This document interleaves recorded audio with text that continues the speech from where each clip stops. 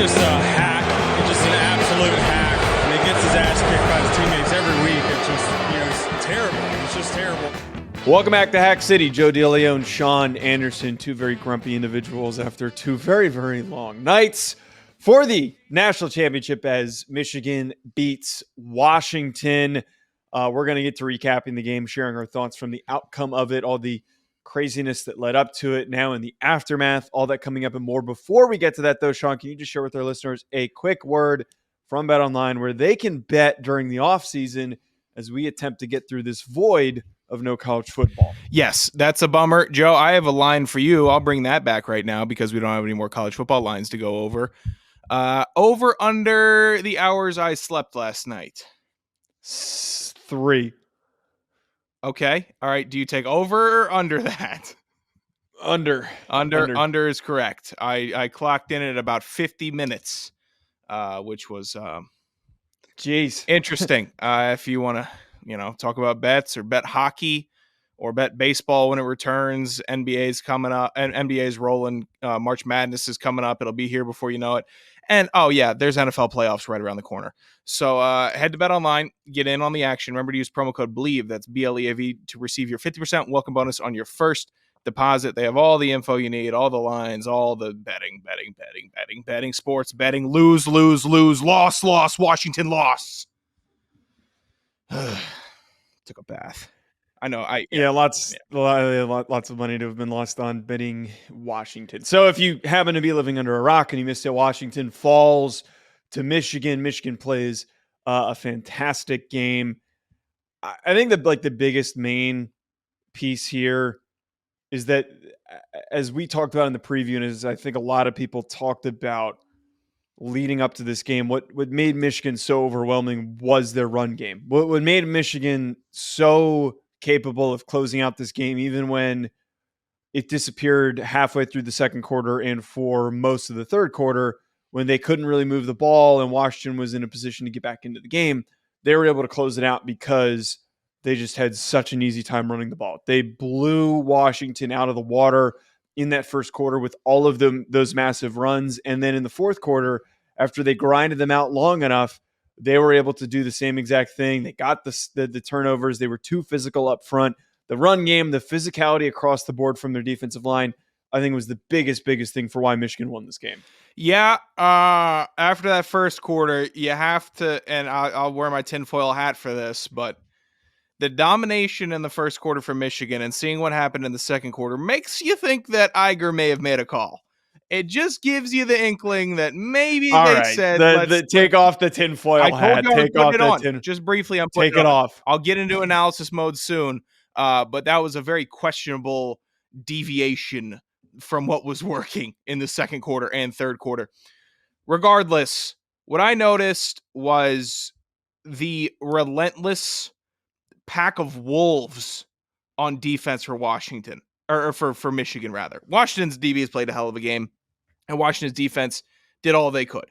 They put in a great effort, but Michigan's defense was stellar. They kicked the hell out of the right side of the Washington line. Joe's 73 and 77, I'm sure you know their names, were fighting for their lives from the first quarter on, and you know what Michigan did? They took it old school. They said, I'm going to find your weak spot. And the weak spot was the right tackle's bend and the right guard's lateral movement. And they got beasted all second half. It threw everything out of order for Washington and Michael Penix. The run game, the pass game, they weren't taking as many deep shots. It was just, it seemed like a lot of the quick screens, so it wasn't a sack or a crazy pressure, tipped, whatever. Washington's offensive line got beasted in this game, and that impacted them. And I am typically harsher on the offensive line because I know how much it takes to be great at the offensive line, and I know that I have earned my fair share of ass chewings. So the line for Washington hurt them. It did. And the Dylan Johnson injury early, but why don't you have a second running back? Well, I don't think it's so much that. I thought that was mostly – I think Kalen DeBoer improperly read that. I think Kalen DeBoer was like, okay, this guy's a leader on the offense and he wants to contribute and he wants to get on the field. But he didn't read the fact that, hey, he had a messed up knee and his ankle got crunched up on the first play. Let's maybe tell DeLeone Johnson to sit out, because hobbled DeLeone Johnson negatively impact He the run wasn't game. And helping. he was a sitting duck every time they had him running routes and stuff. I thought that was a really silly decision to try and get DeLeone Johnson to play. That really took the air out of their offense. Yeah, I'm in favor for players that can play playing in the game. But as a coach, you have to analyze what the best usage for him in that moment was, and that was a blocker on pass protection or an emergency option on pass plays. It should not have extended past that. And if it did, then we have to go with the safe run. And you know what Michigan does, Joe? They dominate safe runs. They crush you if you try to run safe. They crush you if you try to pass safe. I don't know if I have seen a defensive backfield tackle the likes that Michigan's defensive backfield has tackled since the Seahawks Legion of Boom. And they weren't just crushing dudes and taking their heads off. Just form tackle after form tackle, spectacular tackle after spectacular tackle.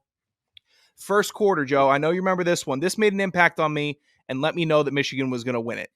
Dumb right tackle for Washington, pulling out right. It's going to be a run. Washington's in the red zone, about to make a big play on the goal line.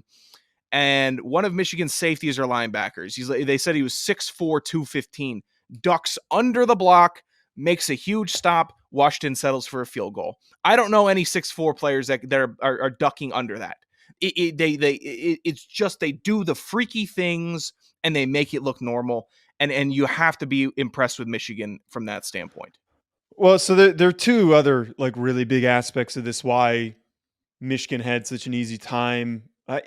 Also, actually, I want to add this in there. I don't necessarily think that this was as much of a blowout as everyone paints it to be. I Neither do thought that Washington played them close in the second and third quarter because they did not open the game with the right defensive game plan. They were already handicapping themselves in a bad position, and then they could not capitalize on the opportunities that were given to them in the second and third quarter. But they played really good defense in the second and third quarter. But what helped Michigan play even better defense to prevent the Washington offense, despite Michigan's offense having a little bit of struggles, to really win them that football game, big thing was the tackling. They did not allow any yards after catch. They did not allow any explosive big gains. They played pretty good coverage, but they did end up giving up some receptions. But what inevitably set them up to win the ball game is that they did not allow Washington to kill teams the way that they do, which is get the ball in the hands of your playmakers, allow them to run down the field. I also think, and it's a guy who's not going to get an award for the way that he played in this game because he's a defensive tackle, but Mason Graham was the best player Stellar. in that game. He was all over the place. Mason Graham played his ass off, and they won that game defensively because of his efforts up the middle. He is going to be the best defensive tackle coming into college football next season for me. And I think it goes in line with what the game plan was, not saying, hey, this offensive line is really good, we're going to try and get as many sacks on Michael Penix as possible. No, we're going to beat the shit out of this offensive line. And then in turn, we're just going to hit Michael Penix every opportunity that we get. It is the Marshall Faulk Patriots approach of, this is your best player. We're going to cause problems for him. We're going to get really physical with him. And then by the end of the game, Michael Penix couldn't even move. And he didn't really take any sacks. Like he was well protected most of this game. The amount of hits that he took just really started to add up. Yeah, this was a weird one. This is a weird one to reflect on because there's so many factors. There's the Harbaugh factor, and we could spend a whole show talking about what he's going to do.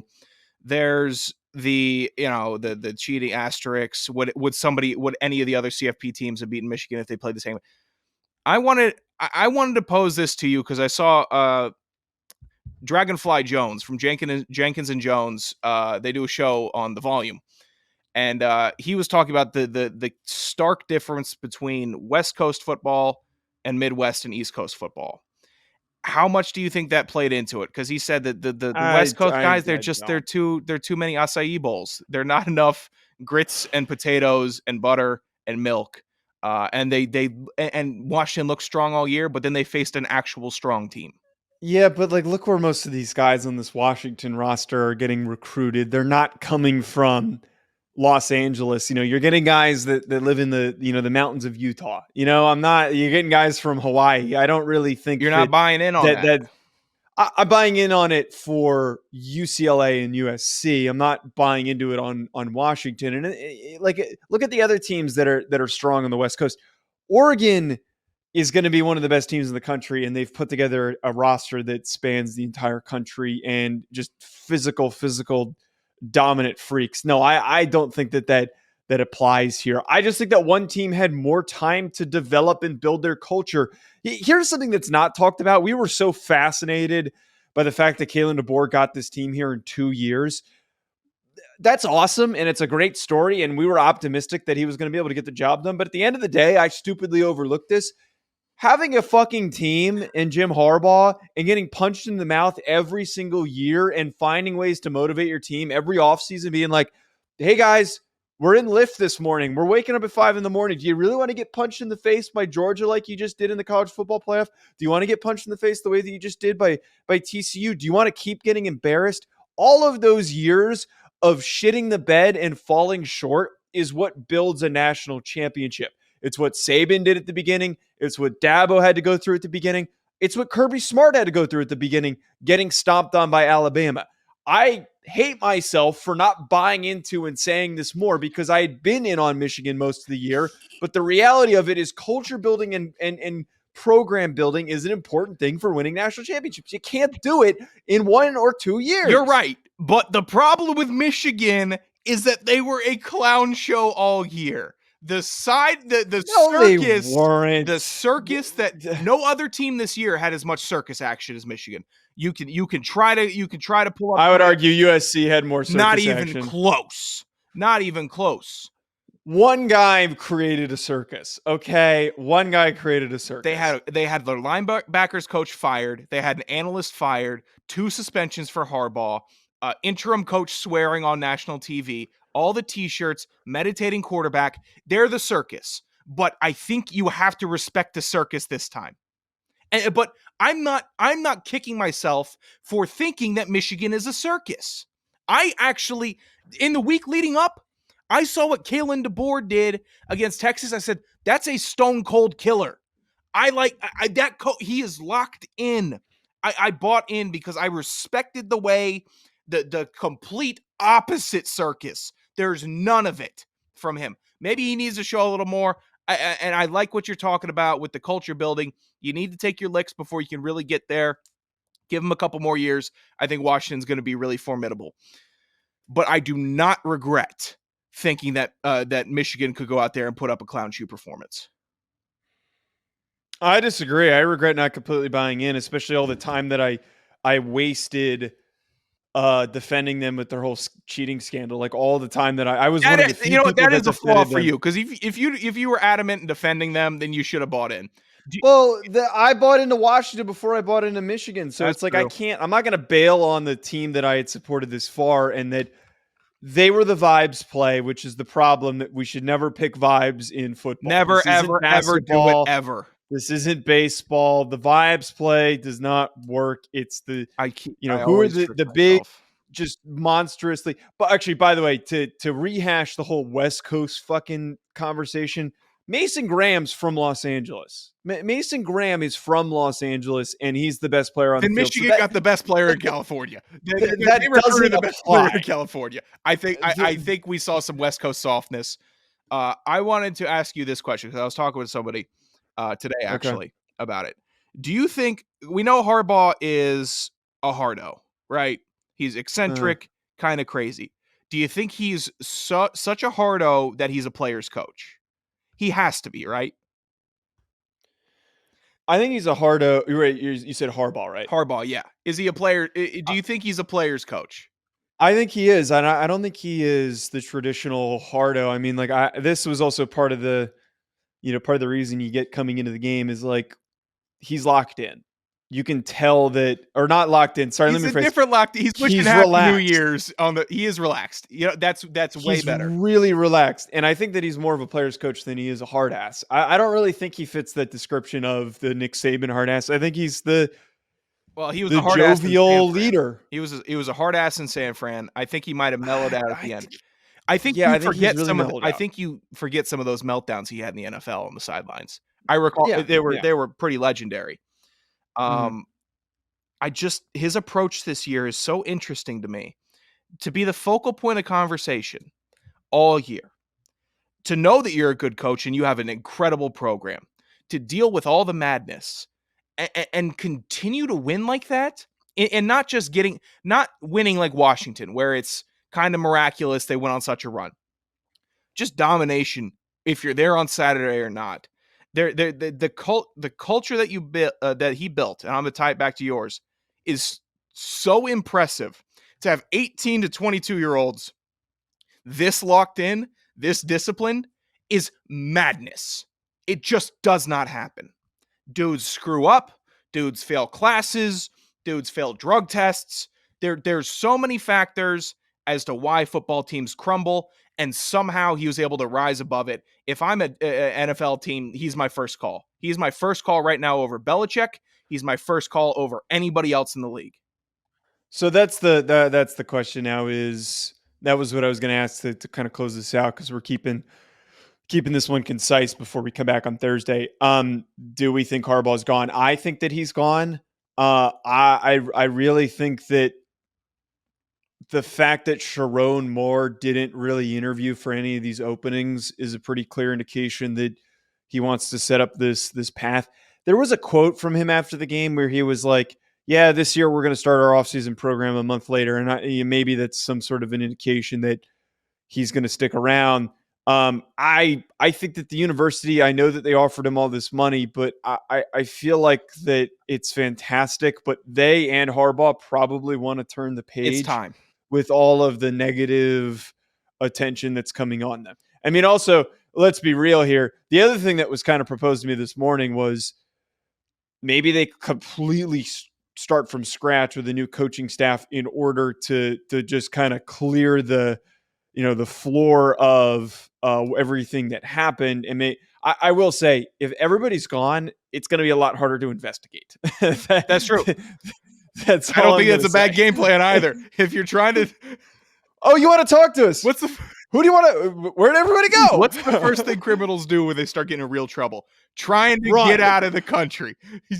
Harbaugh is trying to get out of college football country and trying to get a nice legislative NFL. He knows he's protected. He's got all types of unions, big payday. He's secure. Roger Goodell will take him out back and shoot him if he gets in trouble for Yeah, cheating. they handle things a little bit differently. There's not tons of investigations and lawsuits and counter lawsuits. It's the big leagues, and he knows that. He knows it. I think he's gone also. I guess we can rule the Patriots out because Vrabel's going to go there. Yeah, that's that. I I was listening to Dan Patrick today. They said the Falcons, I think, makes a lot of sense for it'd be nice. For Harbaugh. That one's that hasn't been brought up. I think that's a great situation. That Harbaugh and Caleb on the same team. Oh, I can't wait. Or Harbaugh and Fields. I'll take Fields. I'll take. You're not getting Caleb Williams. You don't know what we're gonna do. You do not know what we're gonna do. I do want to explore it and explore the best options for him some point later in the offseason before he commits to it. But I mean, the writing's on the wall. We can tell the writing is on the wall.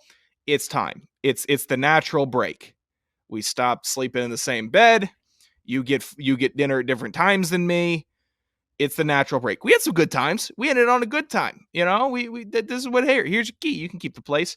Good time. Well, is that from some sort of memory that you were able to make those references? Nope. No memory. Weirdly specific. All right, folks, we're gonna be back. I think later this week on Thursday, our usual nighttime time. Enjoy the rest of your week. Hope you enjoyed this college football season. It was an insane, ridiculous, typical college football season, and we're excited for this offseason to roll into. You sound like it. I'm not going to say No, please don't.